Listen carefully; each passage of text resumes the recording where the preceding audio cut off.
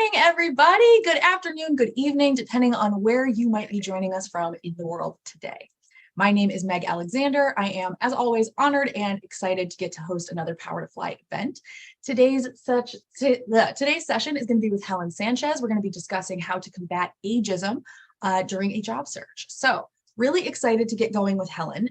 Before we do, just real quick, if you have not been to one of these chats with Helen before, we have a huge archive of recorded chats with Helen, previous ones. I'm going to send a link in the Zoom chat here in just a moment to where you can check out those past recordings. So that way, if we're not able to get to your question today, you can still hopefully find an answer in some of the archive chats. Helen, you are a frequent guest with us, and we absolutely love introducing you. But give me a second, and I'll introduce you after I do my housekeeping. So, quick note for everybody joining us. If this is your first Power to Fly event, then hi, welcome. We're so happy to meet you. Now, if this is not your first Power to Fly event, you're one of our frequent flyers, Thomas, I see you. That is totally fine. We absolutely welcome y'all, and I'm very happy to see you as well.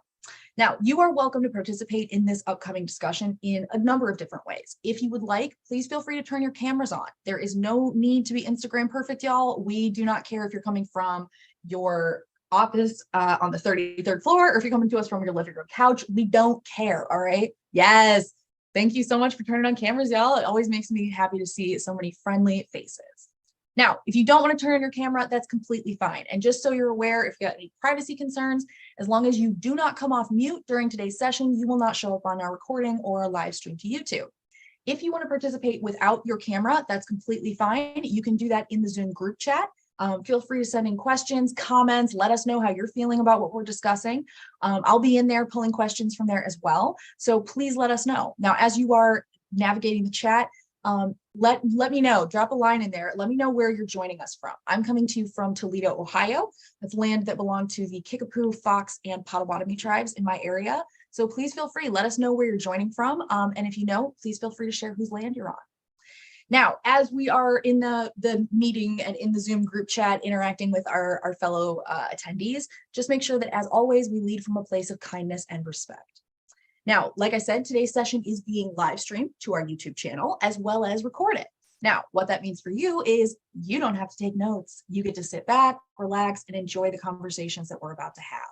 Now, if you find yourself absolutely mind blown by something that Helen says today, which is the case every time I host one of these with Helen, like she's just amazing. If you do see something and you cannot wait to share this recording with a friend or a coworker or a relative, everybody's going to get an email from Power to Fly in about 4 to 5 business days. It'll have a link to where you can rewatch it once it's posted to our website. If you don't want to wait that long, you can head over to our YouTube channel. Again, I'll share all the links for this in the chat as we go. But you can head to our YouTube channel and check out the link or check out the video. It's usually posted the same day as the live stream. Last thing, like I said, feel free to write in the chat, ask questions, add comments. If you have a question or a comment that you'd like me to raise, but you want to be kept anonymous, no problems. Just DM me in the chat. You can find my name, Meg Alexander, on the drop down instead of sending it to everyone. All right, y'all, we've got Argentina, Santa Barbara, Atlanta, Seattle, Saratoga, Nigeria, and Jersey City, Palm Beach. Loving it, y'all. Thank you so much. I love seeing how far we spread across the country and the world. All right, now, very excited to introduce our speaker. Helen Sanchez is joining us today from her new house. She just moved recently. And we have been chatting with Helen for, geez, Helen, it's got to be like 3 years now, right? 3 or 4? I think so. I think it must be. I was thinking that today too. Yeah. So other than your business, Tanagui, is it Tanagui Corp or Tanagui Inc? I never remember. Tanagui LLC, actually. LLC, thank you. Yeah. So she has helped a ton of people with their job search, with their career goals, all kinds of stuff. Helen's fabulously impressive, and you'll know it as soon as she starts talking. So, Helen, let's jump into our questions today. Okay. All right. So first one we got sent in. This person had said, "I understand that ageism can vary from industry to industry, but on average, at which age do you think that we could be subject to age discrimination?" I thought this was a really good question. Is there like a range that people can, I hate the word reasonably expect, but like, you know. I hear you. First, welcome everyone. And second, you set a way too high bar for me, Meg, but I'll try. Anyway, yeah, actually CBS very recently did a little coverage called, I can't remember the entire title, but it was There's No Right Age. So what they were saying basically is from the perspective of women in the professional arena, from 18 to 30, you're too young for the responsibility that you're ready for. But that's the excuse. And then from 30 to 45, well, maybe you're going to have a family. And then from 45 on, you're done. So the Age Discrimination in Employment Act gives protected status to people 40 and over.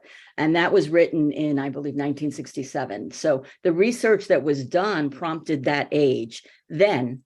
And I think just based on, as one of my favorite phrases, the social construction has created, it's at least that 40 plus, but the largest percentage is usually over 50 that people are experiencing and encountering it.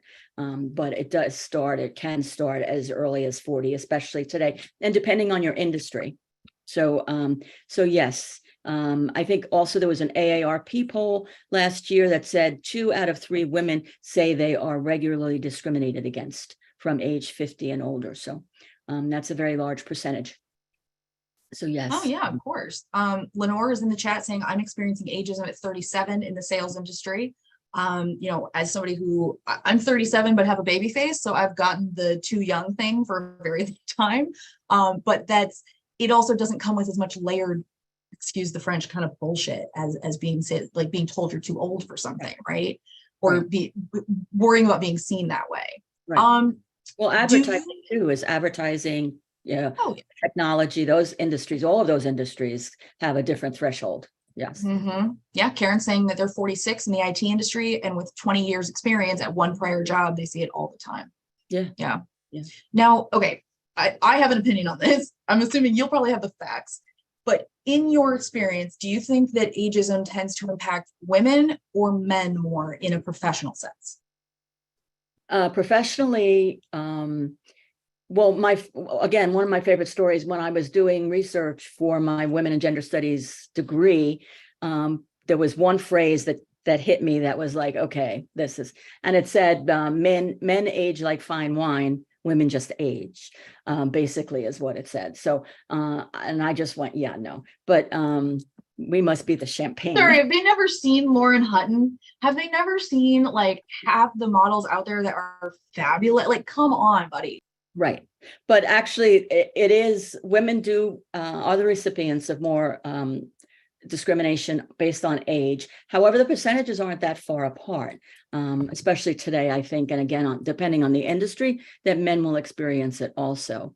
I think there was something like maybe, if I remember the statistics correctly, 57% of men said they experienced it, and something like 65% of women in one study that was done. So there's not a big span, but definitely women are more well. For starters, you have not only the ageism, but you have the pay inequities. You have that they can't. This is what I was waiting for. If they have children, they're yeah. kid, and whereas when men become fathers, sometimes they're given bonuses because now they have additional responsibility. So you have all of that foundation of discrimination that exists, and then you add in ageism as we get older, and it's interesting today because there's so much conversation about longevity, how the lifespan has extended. And so again, recent articles say, we could be working another 30 years, or interviewing people who are in their 80s and very, very active in their professional life. So so it's an interesting dilemma, but again, society hasn't adjusted to that yet. They still have that mindset of old and feeble, and again, marketing, advertising, all of that encourages it. Movies, unless you're Harrison Ford and you're in the doing your own and stunt. You're still doing Indiana Jones stunts.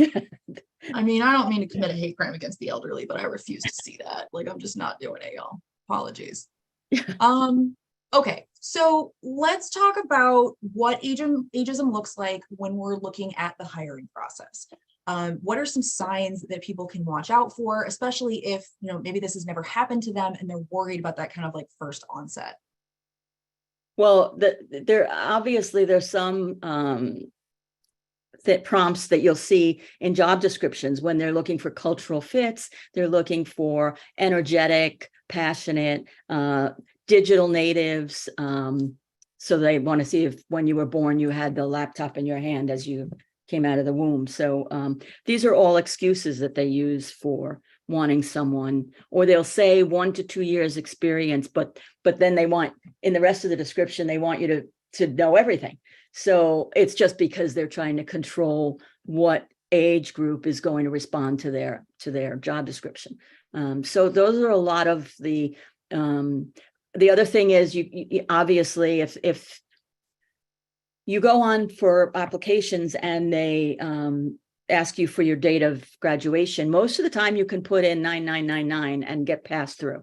But if not, then that might be something that you're stuck addressing. So that's an obvious one. But in their job descriptions, in their advertising, in their posts on websites, you'll see things like digital native, cultural fit, energetic, passionate, and Versatile.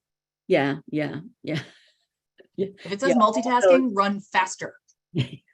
Yeah, all of those imply, and that's an enormous implication amongst professional people, that as you get older, you're not flexible and you're not versatile from the perspective of making change and doing things differently, which is not true. That's been shown to be not true.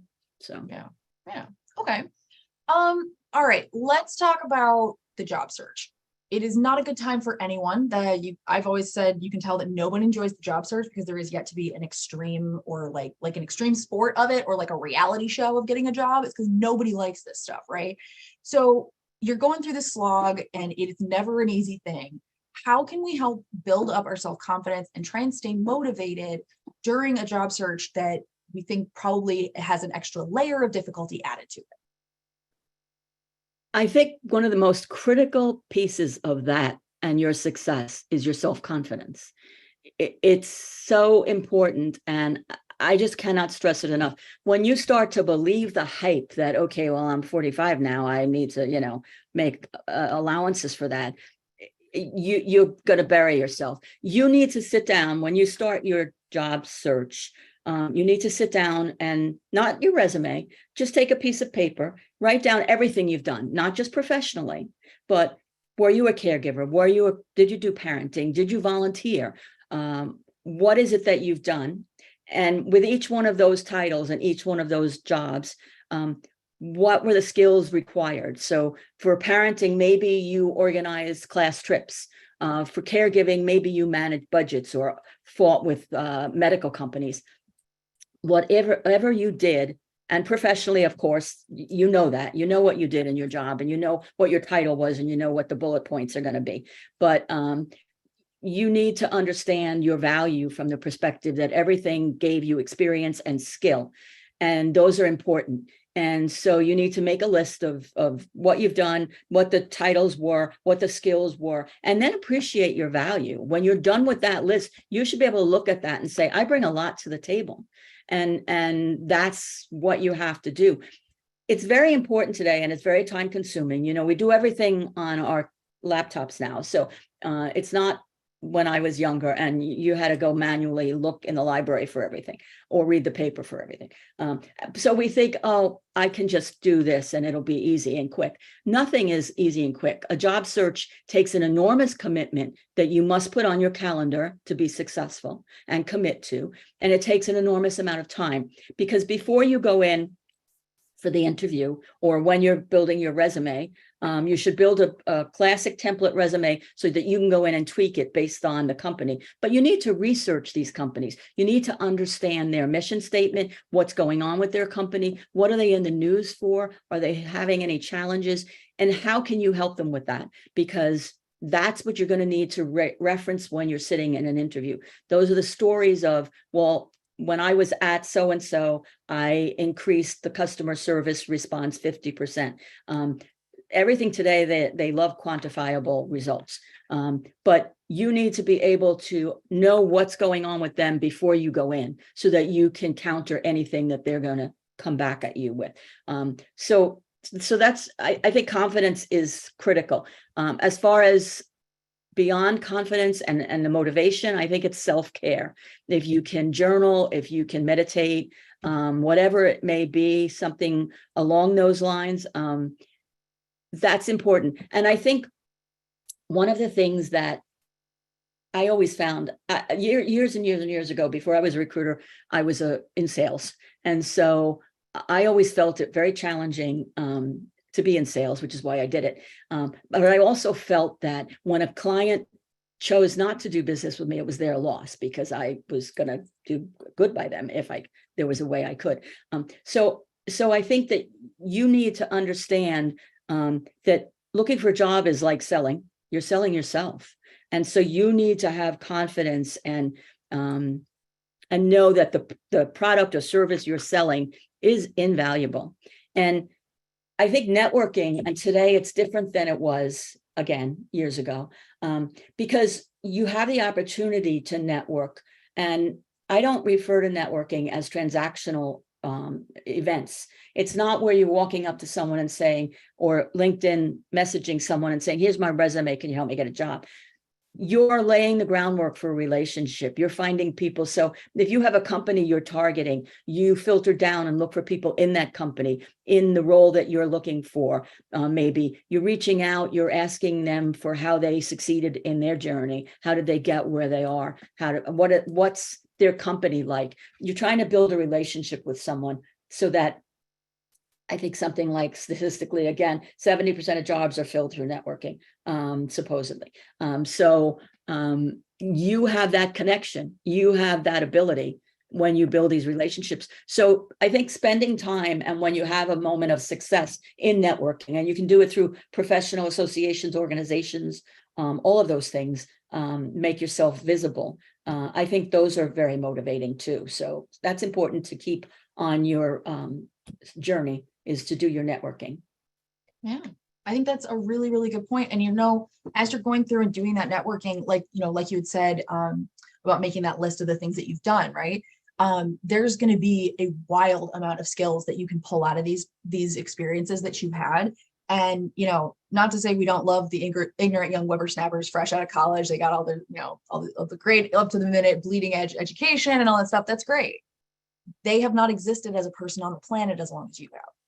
That takes skill, because you're here and you're still alive and you're on an internet connection. So you must be doing somewhat okay. So right. Truly, these are things that are valuable skills that the young whippersnappers don't have. So, right.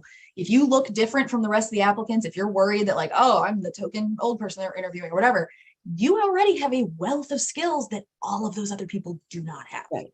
And that's part of the reason cross-generational teams are more successful, because you have the perspective of that young person and of the person with more experience. And so together they can find solutions and evaluate problems, and from two different points of view that come up with a better result. So, yeah.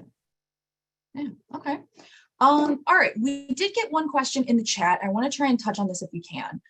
Margaret had asked, how do you do the quantifying of your impact when all the jobs you've had were essential worker type jobs and don't have such metrics? And actually, Joan also chimed in saying the same thing, that Joan's been in, their career's been in local government and mid roles where they don't really have a lot of metrics at hand. So let's talk about that. If your company's not the kind that would have metrics as part of their system so that you would already know this, where do we go with this?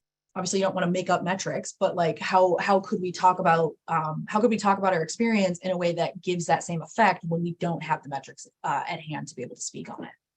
I don't consider quantifying the results simply and purely. Again, my example, because it's the easiest thing, is to say I increased 50% customer response. But quantifying results can be, did you participate on a team that changed a process? Did you lead a team that implemented a new process. What have you done that had an impact? And it doesn't have to be a figure, but what have you done that had an impact in where you worked in the organization and within, again, a team, or if most of the time, you're either on a team, leading a team, participating in a team in business. So what was your part in that, and what was the result? Again, you can say, I participated on a team that resulted in XYZ, in improving something. And you don't have to say improving customer response by 50%. You could say improving employee engagement, period. The fact, if you're going into an interview and they're saying, do you have more specifics on that? Then you can say, my company didn't, or I worked for government or nonprofit or whatever, and they did not track that way. But the end result was that the employee engagement increased when our team finished evaluating and creating new employee resource groups, or whatever it may be. Perhaps you did that. Perhaps you founded an employee resource group. Okay, that's a quantifiable result. Again, not necessarily where you can say, okay, there were 10 employees that participated. No, that's not necessary. Just the fact that you participated, and that you participated in a team evaluating employee engagement, for example. And in the end, we developed 2 new employee resource groups, or 1 new employee, or the age diversity employee resource group, which they all should have and none of them do. So that's, it doesn't have to be done with numbers. It's done with results. And what are the results? That's a good one. I like that. Julia had chimed in the chat saying overqualified is code for you are worth more than we are willing to pay you. 100%, y'all. Remember that. Yeah. Well, overqualified is definitely the code for ageism. If you're flexible on the salary, then I don't, it's purely an ageism perspective. But the way to address it is, again, to do that research, to understand what they need, so you can show them through examples and through your conversation the value that you bring for them. People who are hiring want someone, the easiest path for them to have someone come in and do the job and get it done and be successful. So when you sit down, you need to be able to explain to them, you do need to show you that you're passionate about what they're doing with their mission statement, or what you've read in the news.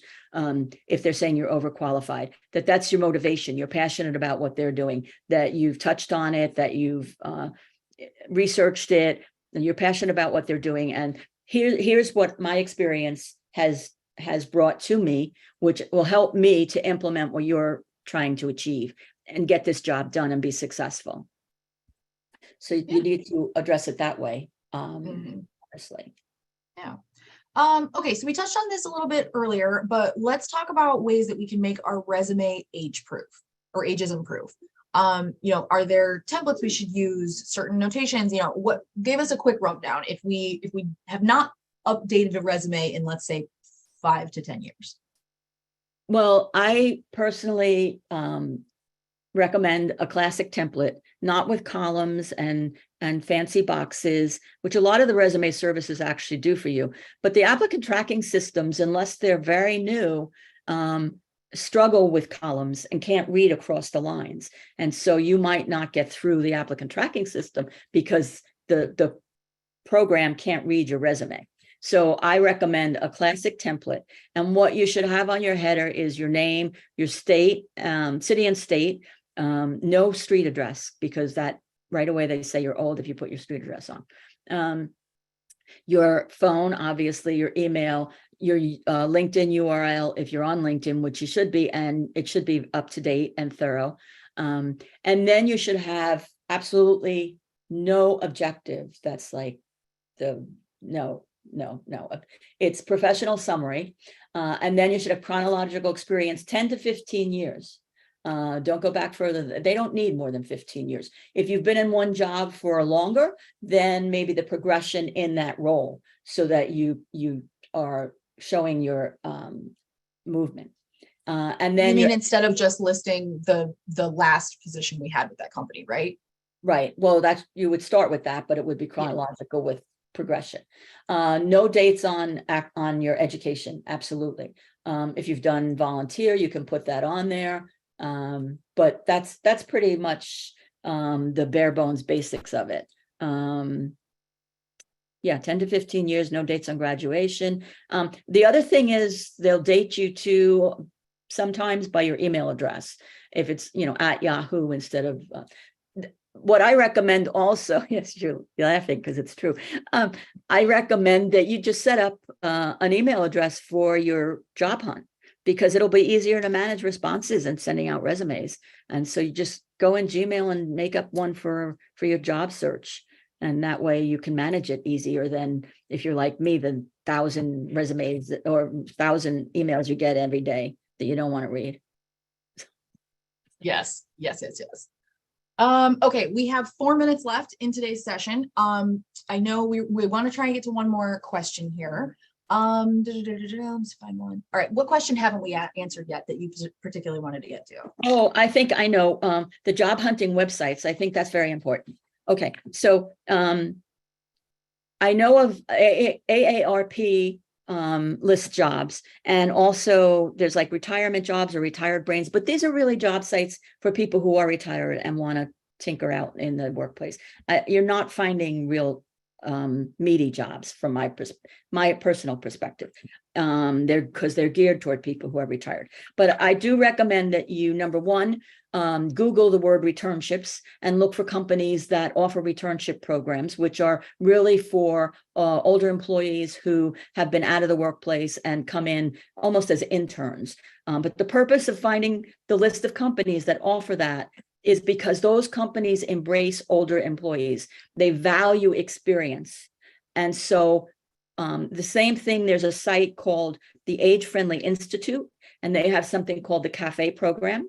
And that lists companies that they have made agreements with, who have signed a statement that said that they will embrace older employees and hire people who are older and experienced. So look at those two items and get a list of the companies, and then start going to the company's website and fill out an application, or look at their career page and see if they have openings that are relative to what you're looking for. And that way you'll be targeting companies that at least are going to not be discouraged by your experience or your age. So I think that's very important. That would be my suggestion, to take the list of those companies and keep abreast of their job openings. The other thing is, when you look at job descriptions can be very inaccurate. I'm watching the clock, Meg. You're good, I got you. So you can search job descriptions across the country. You don't have to look just in the market you're in, and look at how they're describing what the role is that you're looking for. What words are they using? What are they requiring? And what's the overlap? If you look at, 4 or 5 of them, what is it that everybody wants? And make sure that if you have that skill and if you have that experience, that you're representing it correctly on your resume. Because again, when they go through the applicant tracking system, they're using keyword searches. So you need to, that's the reason, if you use a classic template, create your own resume, then you can go in and tweak it if it's a company that has a little bit of a different job description, as long as you're putting in the experience that you've had. So that's very important from that perspective, looking at different job descriptions and getting a good sense of where there's overlap and what they're looking for. Okay. All right, I did see we had a couple people that were asking for you to repeat the references there. Instead of having those, I'm just going to have you email them to Paloma, and we'll include them in the rewatch email. So everybody that registered for this, y'all will get, we can put that information in there as well. The returnship, you mean returnship? Yeah. and age friendly? Okay. Yeah. And if there's a question that hasn't been answered, if you go to my website, you can do a free consultation, and I'm more than happy to sit with you and answer your question. Yes, actually, we just shared your Tanagui LLC, the site, as well as y'all's Facebook page. And then we also included your email address in the chat there. So if y'all are curious about that, go ahead and take a screenshot or jot that down real fast. That's going to bring us to the end of time today. So Helen, as always, it's been fabulous. I love spending time Yes. with you. I love you too, and thank you everyone for attending. Yes, absolutely. Thank you all so much. This has been really great to get to see so many friendly faces. Y'all took a half hour out of your day to do something positive for yourself and your career. So pat yourselves on the back for that. And I hope that we will see many, many more of you back on future chats that we have. So have a fabulous rest of your Tuesday. And I hope it will not be long until we see you again. Thank you. Yes. Bye. Thank you all.